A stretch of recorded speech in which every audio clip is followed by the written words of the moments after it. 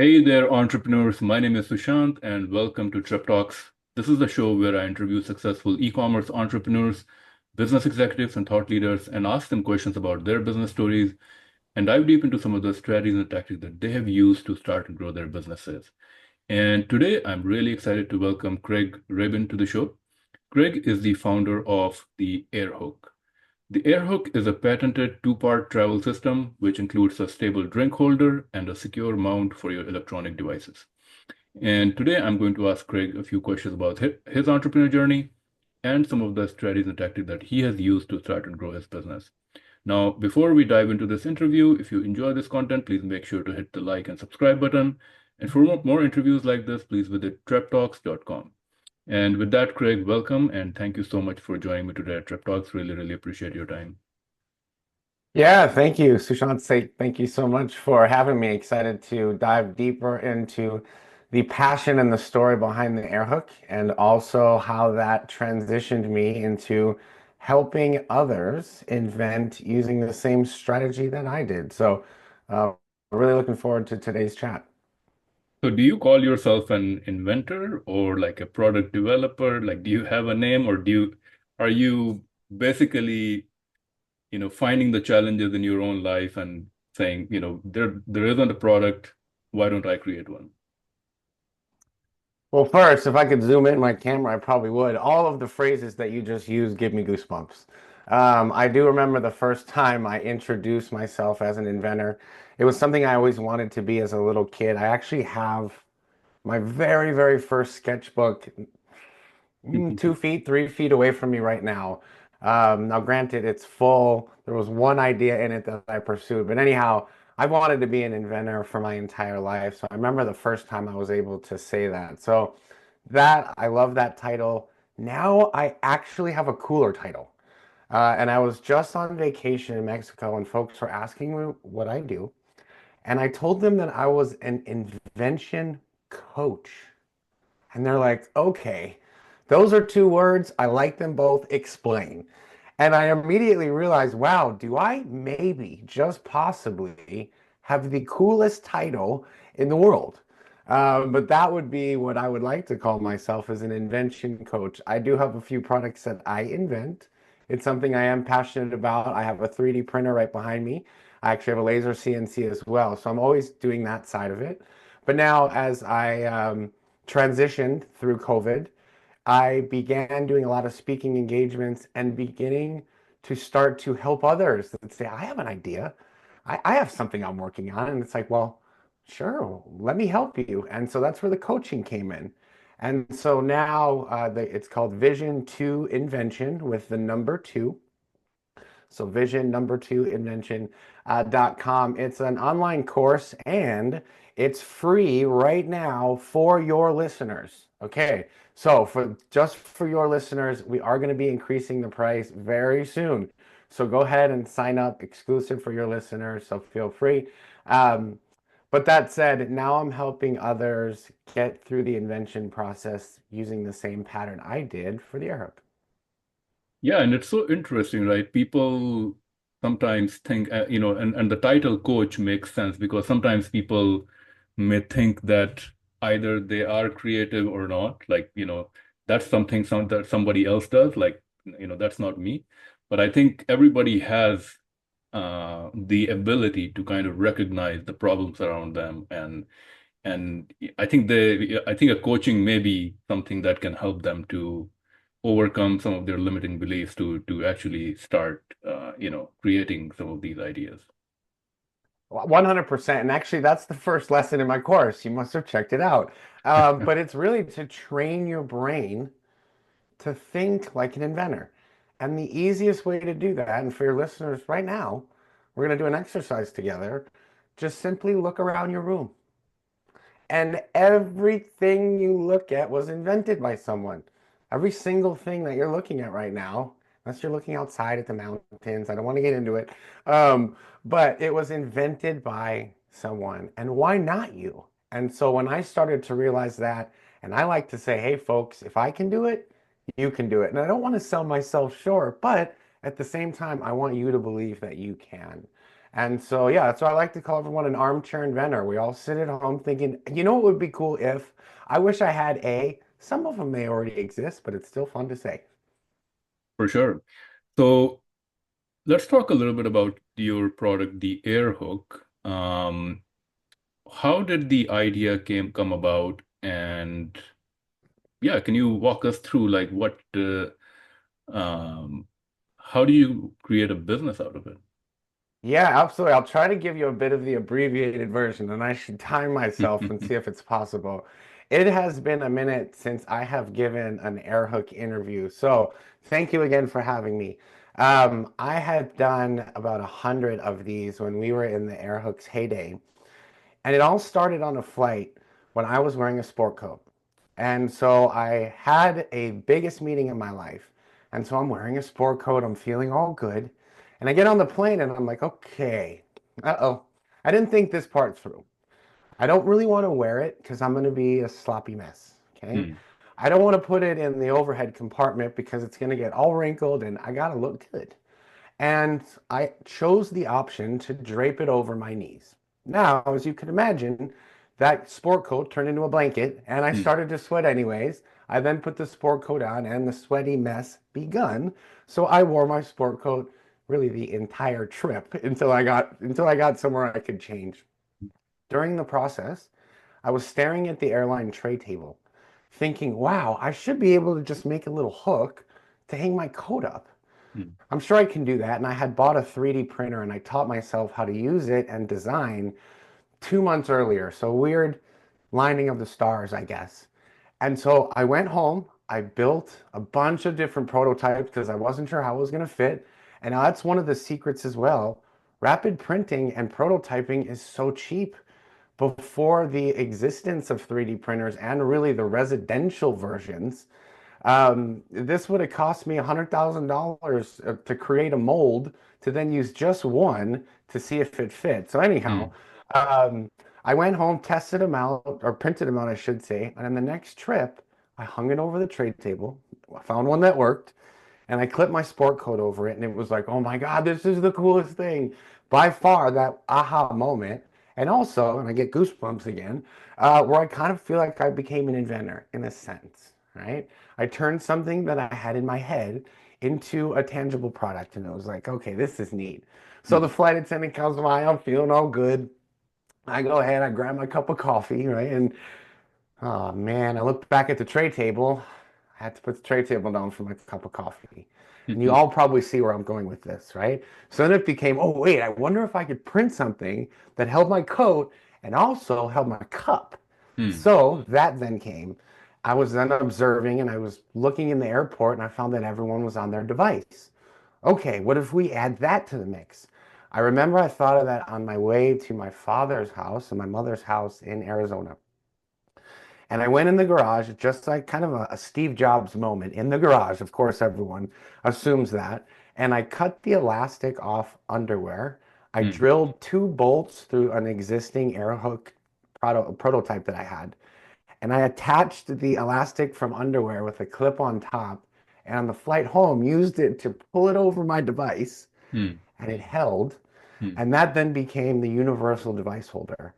So, out of necessity for something completely different, it grew into something that I noticed everyone needed, a problem that most didn't know they had until they saw a solution for it. So, that was how the AirHook was created. We then launched on Kickstarter, which is a whole different question. So, okay, that was 4 minutes. I'll take it. But that was the birth of AirHook in general. No, that's a very inspiring story. And as you were telling, as you were sharing it, I mean, so many questions were coming to mind. So even I believe you started this or created this product somewhere around like mid 2015 or something like that, right? Yeah, I believe it was right around 2014 that I came up with the initial concept. And then in 2015, we got the provisional patent, which we're actually noted as one of Washington State's greatest inventions, which blows my mind Wow. for the mid 2000s there. But yeah, it was right around that time. And then we went through the provisional patent process, the patent cooperation treaty. This, by the way, folks, I teach all of this in my class. No need to be worried about the patent process. It's not that daunting. I'll get you through it. Mhm. But that was right around when I got my first patent issued with the AirHook. Now, one question, I mean, you mentioned the use of 3D printer, right? And it sounds like such an interesting idea. If you have an idea and you can create the product using 3D printing, I mean, it can expedite your, I mean, just testing the product or, creating the prototype process.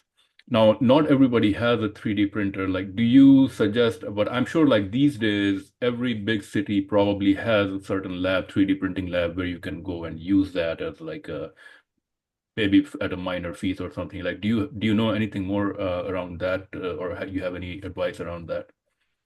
100%. So funny enough, I have my own meetup group that I run for Vision to Invention, and every 2 weeks we do a step around the invention process. Today, we're just so happened to be on step 3, which is rapid prototyping. I love how some things just fall in line. And folks, you probably didn't know that we had to reschedule this. I had to reschedule my course too. They both ended up being on the same day. How perfect. But yes, if you don't have an accessible 3D printer, here's some ways to think outside the box. And in the past, I would have said go to a local print shop, right? You probably have a design studio in your area. A maker space is what they're called. You could go to a university as well. That's going to take more research than the tip I'm about to give you. Okay? Use AI. Now, for some of you that are not a fan of it, this is just think of it as a smarter search engine. And what I mean by that is go to AI and go Hmm, to ChatGPT is my preferred one and say, imagine you were and put in your location, put hmm, in your town. So I'm going to use Kirkland, Washington. That's where I am based. hmm, And I would put in, imagine you were in Kirkland, Washington, and you had a great idea for a product that you needed to 3D print. hmm, Provide me the 10 closest resources where I can get this prototyped. hmm, And you will be shocked. Okay. It will give you the resources you need and then respond with also give me phone numbers or websites or try costs. It hmm. may be able to find it, but anyhow, that should not be a barrier for anybody really. Use that AI kind of in a search fashion to provide resources close to you because the most important thing is making sure you turn something from here into something you hold in your hand. For sure. And just as a side note, I mean, you mentioned AI. I realize that now when I have to search something or I'm looking for an answer, I'm not going to Google. Like, that's not my default response now.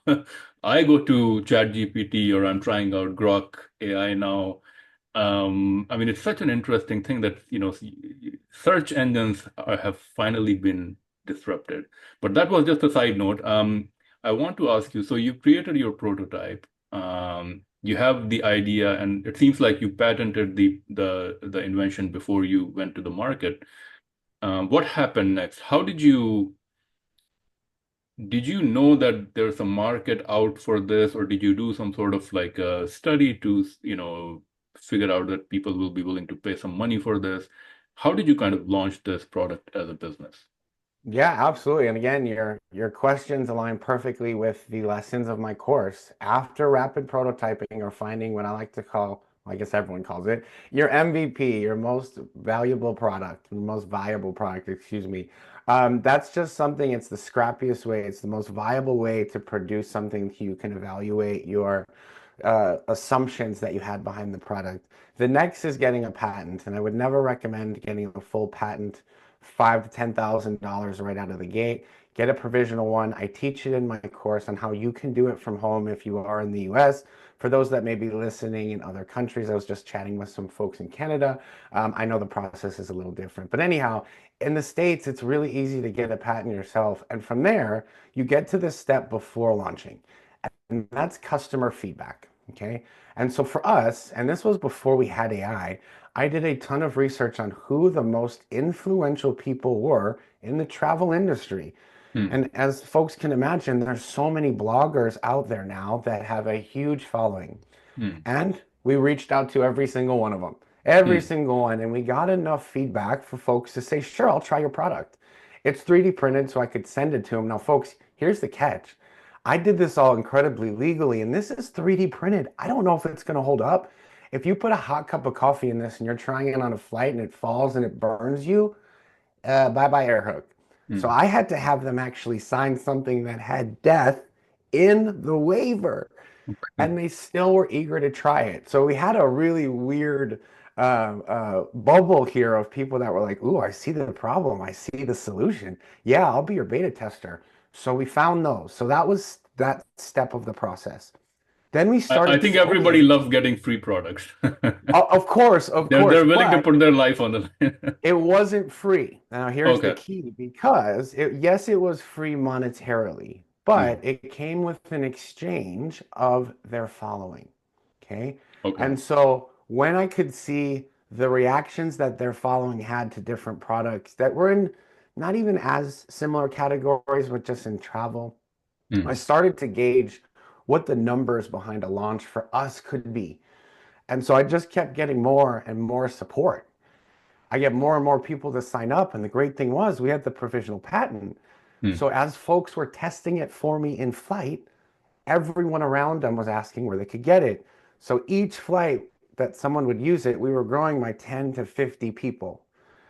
And so that was key for us was coming up with that large base. And that was when we determined to then launch. We knew the numbers, we knew the following. People were signing up when they saw a video and they were ready to buy. And so that was how we knew things were ready to go. So when you sent this product to these influencers, was the discussion that they're going to be posting it on their social media or something, or was it more like try it out, give me feedback on, is it useful for you or not? And people around were just seeing it and asking questions. Great question. And I would say build the relationship. Like you said, everyone loves free product. And so for us, and this was at a time where, 9 years ago, it wasn't as popular. Now everyone seems to want to be a travel blogger. So you really do have to pick and choose. And now there are more products and more people using this kind of strategy. But it was all about building the relationship. And more so, if you can go to an industry event, that's the best way. If you can meet some of these influencers in person and get to know them, tell them your story, have them use the product, and then say, okay, you love it. Hmm. I'm trying to get it out to the world Hmm. so that everyone else could love it too. Do you want to be the first one to introduce it to your followers? Hmm. Right?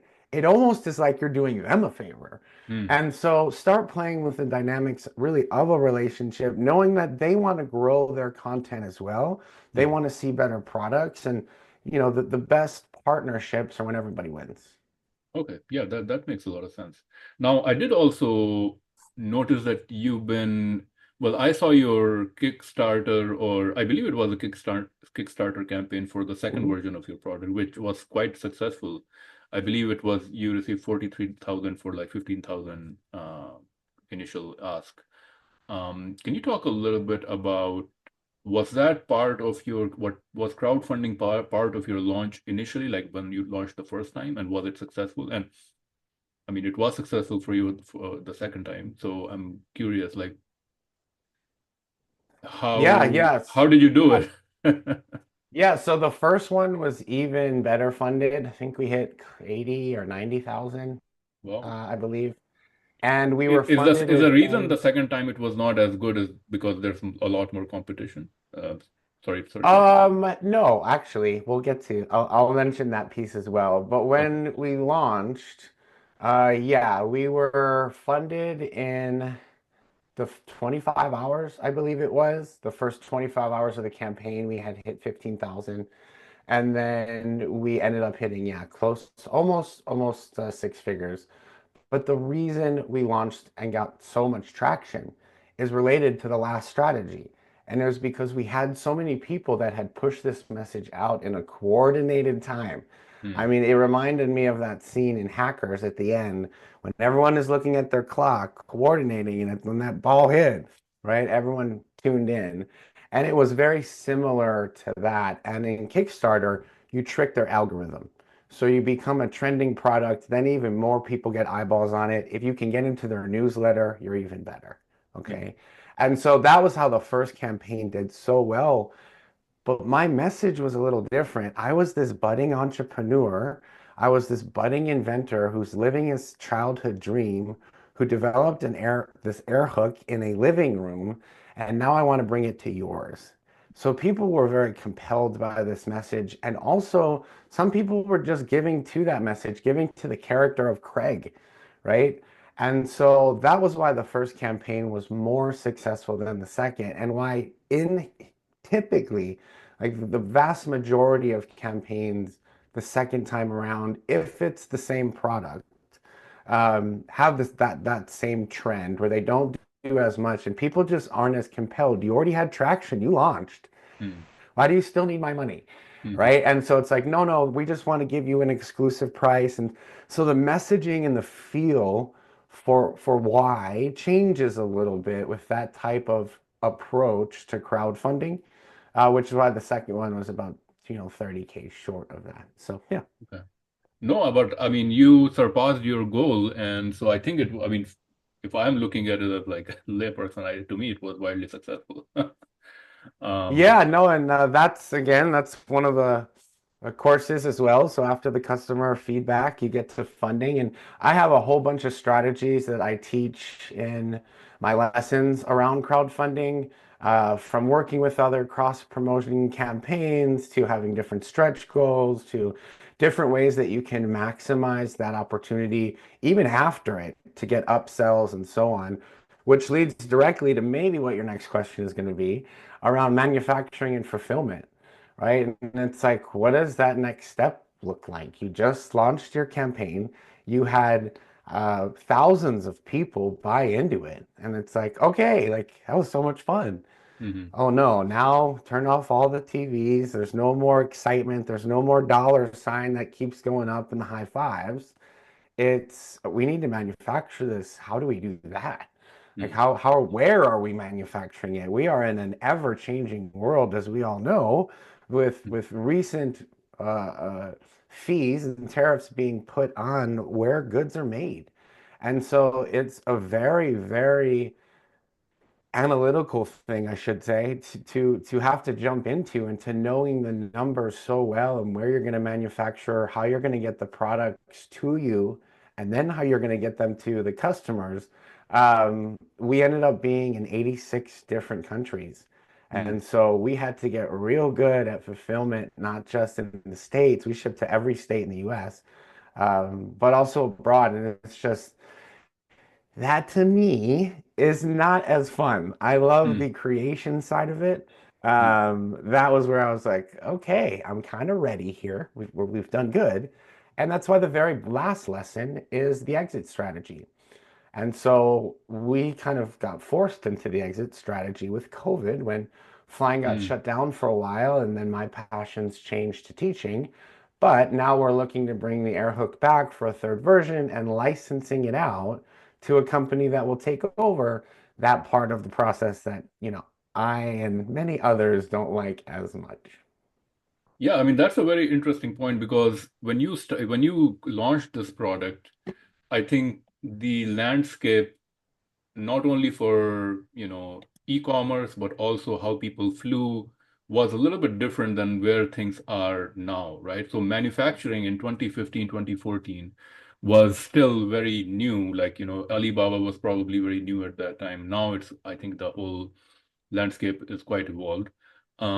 And I think even traveling on airplanes now, I find when I travel, because you know everybody carries either a laptop or a tablet, or I mean, of course, everybody carries their phone. um I find now in aeroplanes, like now they have actually evolved the seating experience. Like, you usually have like a hook to use it for something. Now they have like a thing for your coffee mug and all these things. So it seems like things have moved forward. But I'm very curious to know, um, in terms of manufacturing, like, what did you go the Alibaba route, or um, what No, were no, your Alibaba lessons? didn't. Yeah, it didn't really have the prevalence it does today. And by the way, I must say, for the options that you do see on an airplane, I don't mean to get cocky, but you're all welcome. No, I'm just playing. But I do live here, like I mentioned, in Washington. I'm close to Boeing, and there was one meeting where I did meet at Boeing, and they had my product deconstructed on the table in front of them Wow. with a bunch of other products. Well, And we actually, did, sorry to interrupt you, but that's what I forgot my question. But I was going to ask you because yeah. I was going to ask on around the licensing because rather than creating your product, I was going to say you could have just licensed your idea to these airlines. Yeah, oh, we definitely did. So Okay. we we definitely tried, I should say. And so that Okay. was what my originally intention was. I was on Steve Harvey's Thunderdome. So if I step back to my early days of being an entrepreneur, I created a product it was called View in Your Room. Actually, now you can do it on Amazon where you can take a photo of your room and drag and drop artwork and it changes in size and proportion. It's actually called View in Your Room on Amazon as well, which Yeah. bugged me. But I didn't know anything about intellectual property at the time. But anyhow, I filmed for Shark Tank, and we got to the last of the third rounds. And Shark Tank was produced, it still is, by Mark Burnett. And so he found me to be this kind of flamboyant character. And I was much younger, obviously, at that point. And so myself and their team stayed in touch. That's another thing is all of these budding entrepreneurs, inventors, whoever it might be out there, you never know when something or someone may come back in your life. Hmm. So it's best not to burn any bridges. And I especially did not want to do one with the producer of a TV show. Hmm. So years later, and just happened to be when I was coming up, or the AirHook had already launched, our Kickstarter was already done, and they were spinning off another show. And his team had reached out to me before. We've kept in touch and said, hey, we have this show. Steve Harvey's Thunderdome on ABC. Would you like to be on it? We saw it, but we need you to still film. We know you're going to get it, but go through the process. I went through. They're like, of course, you got it. Come through. Ended up finding out I was the very last person ever on the show. So the whole thing had been filmed. Hmm. I was the last episode to film and the last person on that last episode. And so that was such a launch for the product. But my idea that I mentioned to Steve Harvey is just that. I want to license it out. I Hmm. want to have something where it's like the 3D glasses at a movie theater. You use it, you put it in this bucket, it gets sanitized. So on. Steve Harvey looks at me, laughs, and goes, that ain't gonna happen. And Hmm. so it was very funny because they wanted to own it. And so they built their tray table, they rebuilt it. I didn't think they would do this Hmm. to get around the way that our patent functions. So that was funny. Um, but anyhow, we ended up being the last to film on the Thunderdome. I actually have, I don't know if I'm doing it right there, the ribbon. I wore a cancer ribbon in honor of my mother. We gave a portion of every air hook to cancer research for her, which we can talk about in a second. Um, but I was so out there on stage, and we became the first to air, even though we were the last to film, because he wanted to put my face out there. So that helped grow tremendously. I mean, we sold probably 10,000 units that day. I remember Wow. having friends in Washington fly in to help me fulfill and to Hmm. help me box up. So, I mean, little things like that along the way. Actually, that wasn't little. Things like that along the way obviously really help propel your brand to the next level. If you're on Shark Tank now, it certainly will too. But remember, that also adds manufacturing headaches because you don't know if your manufacturer can scale up as much. For us, if we had super rapid growth in manufacturing terms and injection molding, Hmm. you can have basically multiple molds. And so in ours, we only had one, what we call air hook. And Hmm. so it got injected, and that was enough for one design. When you get to a certain level, you have multiple versions of your product in one Hmm. injection. And so you're manufacturing at a much quicker pace, the price goes down, so on and so forth. We would have had to retool, which is where you have the tool made, you're laser seeing it. That's the most expensive part. So you really have to think about all these things, especially if you have rapid growth on some of these shows. No, it's so interesting. By the way, your story about you went to the airlines and they had your product deconstructed. What happened there? No, it was more of me kind of still trying to pitch them of here's how the product works, here's my vision for it. I don't think that they thought the design part of it was good enough, right? They couldn't put a hot cup of coffee falling on someone. And so a lot of them only have the pop-up device holder. They still don't have somewhere for your drink, which we do, which had Okay. mixed feedback. When we surveyed our audience, and surveying and feedback and analytics, super big for the AirHook's growth, even for just my normal day to day, I love Excel. Um, Not everyone used that. That wasn't as popular of a feature. So, anyhow, they had a lot of options. As Steve Harvey noted, they didn't go for it. They went for their redesign. Um, and so, yeah, we had to live with it. Hey, I mean, these business executives, they don't want to share their their Eh, profits, They right? So, didn't, but at the same token, and this is why I started it by saying I don't mean to be cocky. I love that I played such a small part in advancing the comfort and convenience for everyone who flies.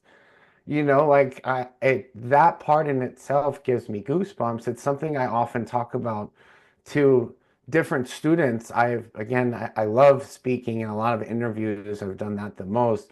But I've also spoke at about 8 different universities, maybe a dozen now. And my favorite is talking at like K through 5-ish and kind of walking them through a lot of these things and the different dreams that you can have, along the way. So it's all real fun.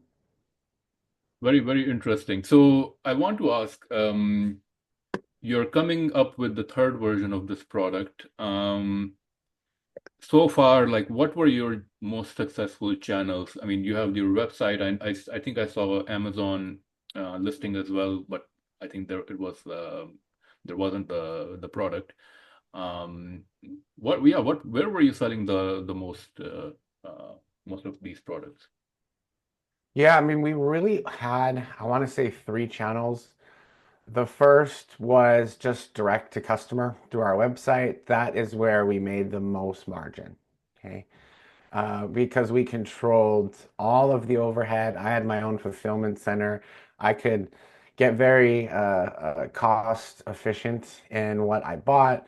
I would drive down to Uline, which is like an hour from me, versus shipping it to save money and just pack my car up. So I did everything I could to make it more cost effective. So e-commerce, and as I mentioned, my first couple companies were web design.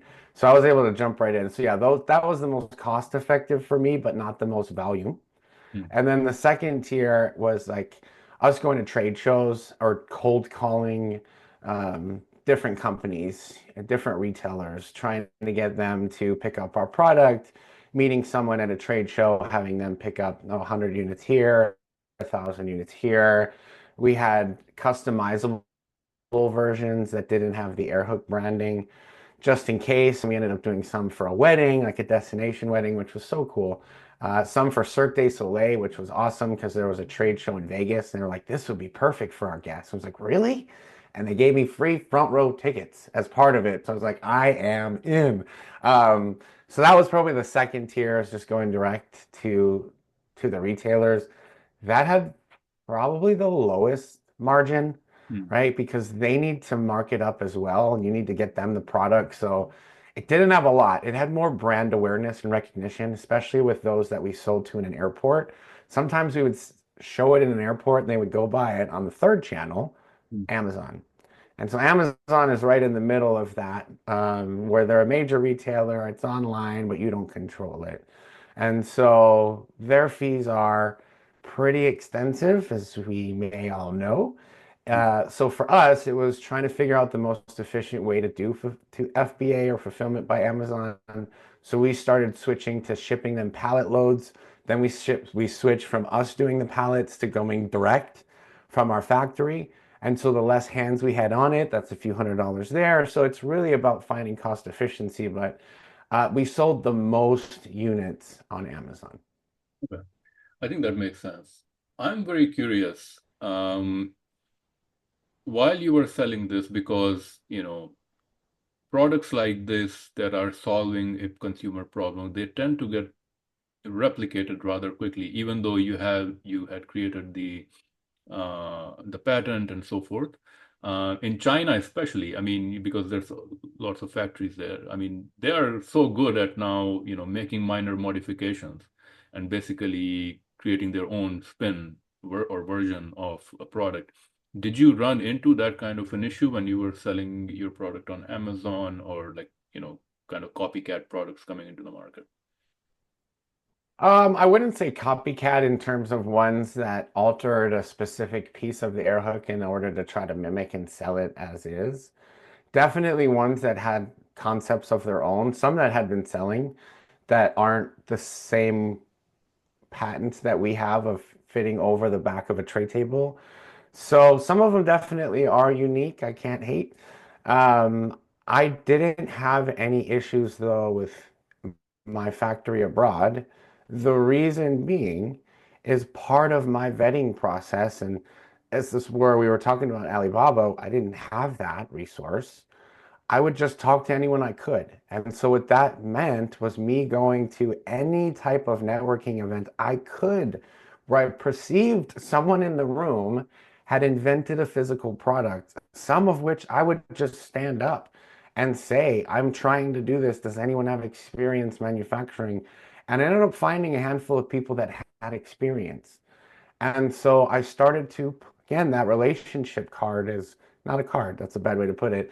The importance of relationships Mm. is I was able to find a really great factory to work with through my designer, through a friend of his, all of which had manufactured very successful through this facility. And the gentleman I work with, Ellis, I'll have to send this to him, but shout out to my man Ellis. He's been absolutely amazing to work with, and I've never had to worry about, knockoffs or rip-offs, if you will. Hmm. Okay, that's very interesting. I also saw on your website you had quite a few successes with PR or getting on different shows and so forth. Um, did you mostly, cold outreach, or like did you have a PR company promoting you, or how did you kind of get media exposure easily? Not, I shouldn't say easily. Nothing is easy. No, no, absolutely. And I remember my first publication in Chicago. I believe it was the Herald. If I'm not, the person who publicized me, she's gonna be really mad at me. So Sarah, I'm sorry. But I believe it was that paper. Um, I just remember that, and I found publicity so fun. And then when we launched a poker tour that traveled around the country and did poker tournaments for scholarship for run through university intramural programs with my best friend, Mr. Jason Beck, someone I look up to in the business world. Um, we were an entrepreneur magazine, which was like, oh my God, I subscribed to this. Do we remember when we subscribed to magazines, by the Yeah. way? How nostalgia was that? But I was like, oh, I subscribed to this. This is awesome. So yes, when the AirHook got initial traction after the very first, really after the first 3 days of our Kickstarter campaign, we started reaching out to media, and it was very cold callish, emailing, sending hundreds of emails to every news reporter. Like, look at this Hmm. new idea, funded in, X amount of days, already through the roof, about to break records, change the way, we had our pitch. And so we had a PR company. They helped us. We tried to push it as much as we could. We got a ton of traction, as you're noting. That led to a couple opportunities. Now, I like to say that the one with Steve Harvey was my doing from previous, but what we did land, and this was my mother's, would have been her absolute favorite, God rest her soul. She's looking down at me now. She'd be so proud. Home Shopping Network. I can just remember her watching it as a kid and all the memories of that. And they flew me out and said, you were so good on the Thunderdome. Why don't you present? And I'm thinking of the movie Joy. And it's Mhm. like, of course, get me on stage. Let's do this. And so I love being on stage. That then transitioned into me then speaking on stage, right, to other inventors. So it's interesting how some things work out and starts so small, but transition out to be so big so many years later. I know you mentioned your mother, and I also saw on your website by the way, sorry to hear it. She's no longer with us, but you are doing some sort of a philanthropy around that now with your product, or you were doing it when you were selling this. Can you talk a little bit about that aspect of your business? Yeah, yeah, absolutely. And this was something that we brought up in our kind of pre-interview, something I am so passionate about. And what I like to say is another value for those entrepreneurs and inventors out there. When you control the money coming in, you control the money going out. And so, unfortunately, my mother was unable to see the very first AirHook. And so, what we did, and I've got one here, let's see if I can zoom in on it. We put that on the box Hmm.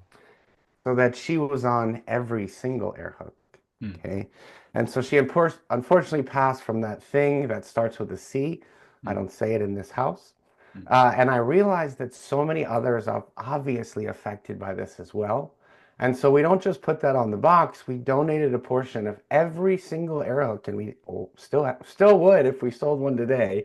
Another reason I really want to bring it back because we donated thousands, tens of thousands to cancer research. And that, folks, that's why you invent. That's why you make a difference. It wasn't flying, but it was a little further in heaven, but it Hmm. was for those on the ground that are still fighting. And so I love being able to influence other inventors, but then also showing them this philanthropic side and this responsibility that we have when we are going out and creating. It's important to honor the less fortunate. No, I think that's such an important point because I mean I was going to ask you, um, creating a product like this, like a physical product, right? It's so challenging, right? Like you have to do so much work up front. You have the prototyping, you have to find the customers, you have to fundraise, you have to do all this thing work up front. And then when you go in the market, um, there's a lot of challenges. You have to market, you have to as you said, you have to reach out to retailers, PR, all these different things. And then when you sell, let's say on Amazon or you know they take away your profit margins and everything. So my question for you was, is it worth it to go into a product entrepreneurship? And of course, part of the reason is, as you said, if you're giving back to a worthy cause, that makes it all worth it. But would you do it all over again? Like if you were to create another physical product, knowing that it's a uphill battle in a way. Like, do you recommend people go through it where there's no guarantee that you're going to make money, and even if you do, like the profit margins are, I'm assuming, are not that great, and there's a certain life cycle of a product, right? So Yeah, no, that's a good question. Now, are you comparing like entrepreneurship to retirement? Because if you're comparing doing all those things to sitting on a beach, I'm going to vote sitting on a beach. I of have a course. feeling though, you're comparing it to working somewhere where someone else is doing all the same things that you just said. So you're either living your dream or you're living in a part of someone else's. Okay. Um, and that's the way I look at it, right? I think it's that simple. So if we're comparing it to retirement, I would always, and you have the funds and the freedom to do that, you send me a ticket, let's talk on a beach. I am with you, right? But if you're comparing it to just simply working for someone else who has all the same tasks that you just mentioned, they're Hmm. just delegating it to you and making the decisions so you don't have to. 100% worth it. I would do it again in a heartbeat versus working for someone else I guess, in a heartbeat. of course, I totally agree. I totally agree. Entrepreneurship is so worth it, even though it's very challenging. I mean, the whole, I think the people who go into it, it's like part of it is, I mean, a big part of it is freedom and controlling your own time and, being your own boss and not having to Yeah, report to someone else. But I guess my question was more from kinda. I the, mean, yeah, you're always reporting to someone. You know, it's an interesting loophole when yeah, people, but it's not necessarily the who you're reporting to. It's the amount of responsibility you're waking up to. How much are you willing to wake up to? Are you willing to wake up with all of it or just some of it? And there's nothing wrong with waking up with just some of it. Not this isn't for everyone, and most importantly, there's no way that for the person that does say I'm waking up with all of it. They can't take all of it. They need folks like the ones that don't want to have that on their shoulders to help them build the company. So I'm not discouraging anyone from finding the career that they find the most rewarding, understanding that we don't live to work. We work in order to live the life that we've always envisioned. And so, whatever we wake up with, little responsibility, all the responsibility, it's all needed in order to make a dream come true. for sure. Now, of course, you're working on the third version of this product. You also are working on a course and all these things. What is kind of your future vision for yourself and what you want your business to be? Or do you want to focus on more on the digital product side of things versus physical products? And so, how do you see yourself in the next 5 years or so? Yeah, great. Sorry about that. Great question, and something that I often ask myself in the mirror, and one that I actually don't do a really good job of writing down. There should be an app for that. You know what? And for those listening, if there's not, here's a free idea. There should be an app where I put in 5 years from now or 3 years from now, I want, and it automatically comes up. Not necessarily a reminder that I can read, but something that almost gets locked that I can't see, that holds me accountable. If that app doesn't exist, someone please design it, send me the link. I will download it immediately. And as I always do that, here's where I want to be in 5 years. My brain immediately goes to, man, 5 years ago, would I have said what I'm doing right now? No way. There's no way I would have said I was going to be an invention coach, that I was going to be helping others get their ideas off the ground and be so passionate about supporting the dreams of others, right? And so as I start to think about what my next 5 years can be, I'm thinking, man, I want to be that same. That sounds great, but in reality, I'd love to continue to grow, to be on a board like similar to a Shark Tank-esque that's helping at a much larger scale, at more of a, I mean, not as Shark Tank, but more of a sustainable scale, right? I'd love to further my interests in that regard and continue to design products that better really everyone around me. But it's always interesting when we think about that 5 year growth plan and what makes us happy, both in the moment and what we perceive will in the future.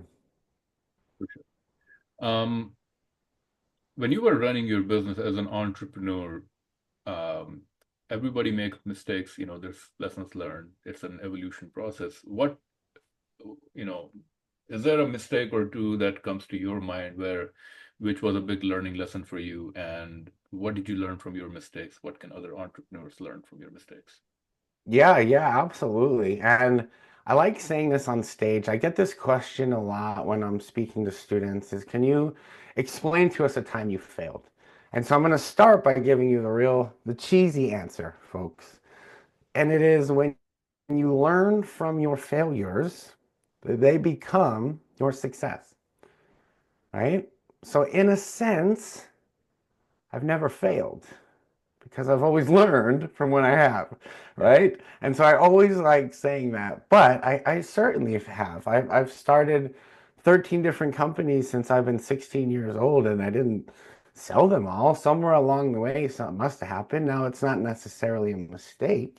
It could just be a pivot in the road.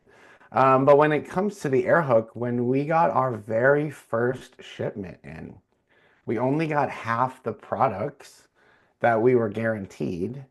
And it turned out that there was so much paperwork, and it was my very first time going through both a manufacturing sheet of doc. I mean, this was way before I could have AI read this too. A Mm, stack of documents, folks, and then another stack for importing. And I completely missed the number on the pallet wasn't the same as the number I thought were going to be in the box. mm, And so I was comparing two different things, and it turned out it was me.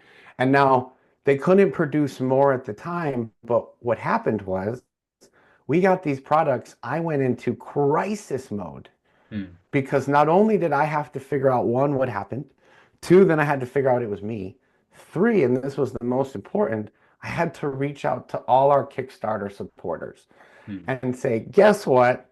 So sorry. And I can't blame it on anyone but me. I actually cried in the update.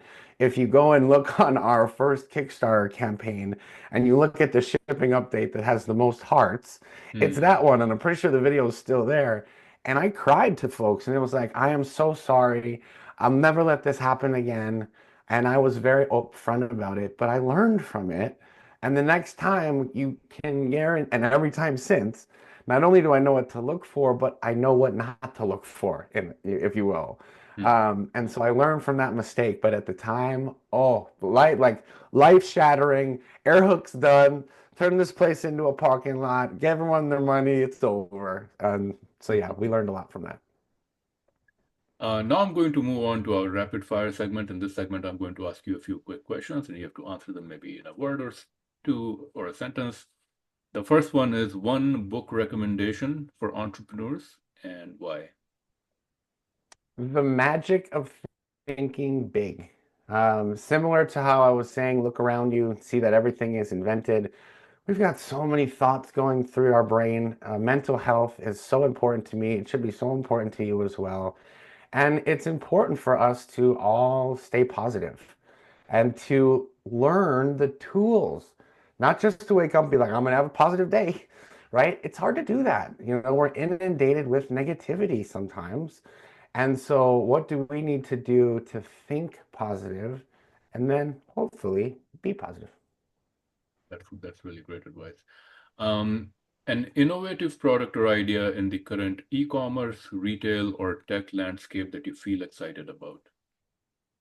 I mean, honestly, I'm gonna have to use a large one here and go AI. Again, I'm not sure if everyone's comfort level with it, but ChatGPT obviously is one that we were mentioning earlier as a search engine function. There are so many tools for so many different functions for, say, business productivity of organizing emails or summarizing them to transcriptions, listen to a meeting and then put together a list of next steps, bulleted next steps when they need to be done. Those actually blow my mind. To AI created videos and voiceovers. Sometimes that can be a little scary sometimes. But just the amount of productivity that you can find with some of them is, I think we're still scratching the surface. Yeah, I mean, it's so interesting. Like everybody's productivity is better now, and I'm sure people get more rest time because they can do more. Um, but we are still, I mean, this is just starting out. I think, I mean, we it's you have to wonder how things will turn out 5 years down the road. Sorry, my background went away. Yep. Let me fix that in a sec. Oh, no, you're good. And while you're doing that, I will just remind our listeners to check out Vision to Invention while the course is still free. I was doing it originally to get some beta testers in. I got great advice and feedback from them. As a part of the process, I actually patent a new product and I show you all the steps that I'm using. So I needed a little bit of time to get my product ready too. It is a tennis related product if we do have any tennis stars out there. So just buying you some time there. Okay.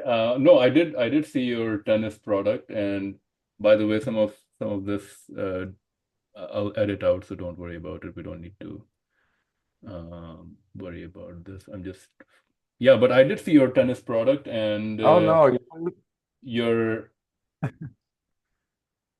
um, seems like you're still in the invention process. You're still working to create new products. well, it's part of my teaching philosophy, is to demo the process for you. so that you can learn from me doing, but also, so do you want to ask the, oop. So also in teaching though, in demoing, I reinforce my knowledge of what I've learned. Okay. No, that's great. So AI is the innovative product or idea. That's awesome. The third one is a business or productivity tool or software that you would recommend or a productivity tip. Yeah, I mean, right now I work with a lot of startups in the Seattle area, and there's one out now called MeBoss, Meeboss, which is a brand new tool for recruiting like high-level managers and IT and things like that. And they go with a completely new recruiting philosophy where you're able to connect almost instantly via phone and FaceTime potential employers. Like you cut through all the cloud and the fluff, I like to say, of the resumes. And now with AI, as we were just talking about, that's one thing that I don't really agree with. We have AI reviewing resumes. We have AI writing resumes. Now we have like it's missing some human touch when it comes to that realm. So this tool of being able to create a instant communication. Imagine being at an event and while you're at the event, finding out about a job, and don't go anywhere, right here, hit your phone, go through an initial interview right now. Like, oh my God. So I was just talking with them earlier in the week. I think it's such a cool concept. That's awesome. And I think, job seeking has to evolve. I think if people are not doing like not having a social presence or don't have like some uh, portfolio that they can show, I think it's difficult because now everybody can write the best resume using AI, right? Yep, Um, yep, absolutely. So yeah, I think that's a cool one. a startup or business in e-commerce, retail, or tech that you think is currently doing great things. Another I startup would or say, business. yeah, probably the same as the last question. I would lump that in. I think they're also in the startup category. Okay. A peer entrepreneur or business person whom you look up to or someone who inspires you.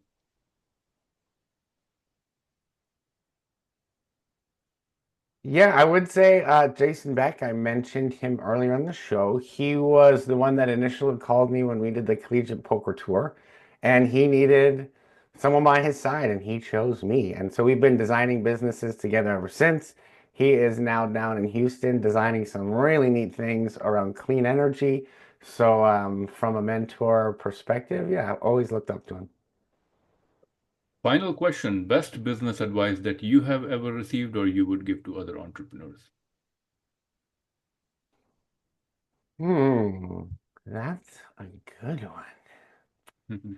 I mean, outside of what I used earlier on turn your failures into your success, I think the best advice I could be is surround yourself with the right people. It's very interesting how one bad nut, especially when that nut is at the top of the pyramid, can derail an entire company, can derail the people underneath it both inside of work and outside of work. So I think surrounding yourself, and we've talked about it, I guess the word of a theme of today's show is maintain those relationships. But yes, I think ensuring that you surround yourself with the right people, especially when it comes to being an entrepreneur, you're going to go through a lot and you're going to have those sleepless nights. And just like we were talking about, you may wake up wanting to throw the towel in. Who are you going to call that's going to be your accountability buddy to pick that towel up and say, we ain't done yet? And so that is very important to figure out. By the way, maintaining the relationship, like let's say you meet someone at a networking event. How do you, I mean, people usually, or I have found usually in the past, is like you connect with someone, maybe you exchange business cards, um, and then it kind of fizzles out from there, right? Like, how do you, like, do you have a process of like who you want to build a relationship with, and how do you build relationship over time? Any advice? Yeah, no, great question. And similar to what we've been discussing around value, kind of tying those two things together. And that's another good piece of advice I like to give it as a coach is when you're creating these relationships, start with the value that you can bring in that relationship, right? And so obviously our brain immediately goes to like boyfriend, girlfriend, what value are you giving me? But if you're just meeting someone, getting to know what position they're in, and then saying, oh, okay, I'm an invention coach, you're going, you're crowdfunding. I'm able to bring this to the table, right? What are you able to bring to the table? And it just might be me giving them some pieces of advice, or maybe me describing what I need and what I'm going through and so on. So I think the lucidity of the relationship and just really expressing the value that you're going to be giving strengthens that bond, but also just weeds out who you want to further with. Like it's so easy to take your phone out, pull out LinkedIn QR code, connect right on the spot, and then you completely forget about it. I don't talk to 99.9% of people that I'm on LinkedIn with, but at the same token, if I needed to get in contact with someone I'm connected with, it's a fast way. Okay. No, Long-winded that's a great. answer. No, that's a great answer. I mean, I'm always trying to find new ways of, building relationships and finding value. So thank you so much, Craig, again for your time, for sharing your story. And I know you're working, as you mentioned, you're working on a new course and you're patenting a new product and things like this. If people want to check out your existing product, the AirHook, or get in touch with about your invention product, what is the best way to do that? Yeah, I appreciate that. And thank you so much for having me on this podcast. I would love to do a future episode. Maybe we should do like a half hour, how are they doing episodes? Maybe with some of your past ones, you can For extend sure. your podcast broadcast here. But no, definitely the Airhook, AirHook.com is going to be the best way to find out more on that product. I actually just recorded a new video from the airport, flying out to do tests on version 3. You can't see it, but I have an airline seat right behind me. So Okay. that was more expensive than some of the 3D printer stuff. And Wow. that was so that I didn't have to get on an airplane and fly in order to test. That's something when it comes to rapid prototyping, I was able to design quick but test slow. So knowing those variables. But anyhow, that's the best way to get on there. Please sign up for our newsletter to be notified when we launch. We're going to be doing another Kickstarter. Just like I said, I love the numbers. So feel free to sign up and be among those that get the best early bird discounts. And now that's another strategy that we go over in my online course is the use of super early bird, which I'd love to give to your listeners. And then vision to invention with the number 2. Remember, it's only free for another limited time, and then we're going to be charging, unfortunately. So get in there, be a beta tester user while you still can. And that's the best way for us to help you get your dreams, make them tangible, and then bring them to the world around us. Awesome. Well, thank you so much again, Craig, for coming on, for sharing your story and inspiring us. So thank you so much again and wish you all the very best. Awesome. Thank you so much for having me. God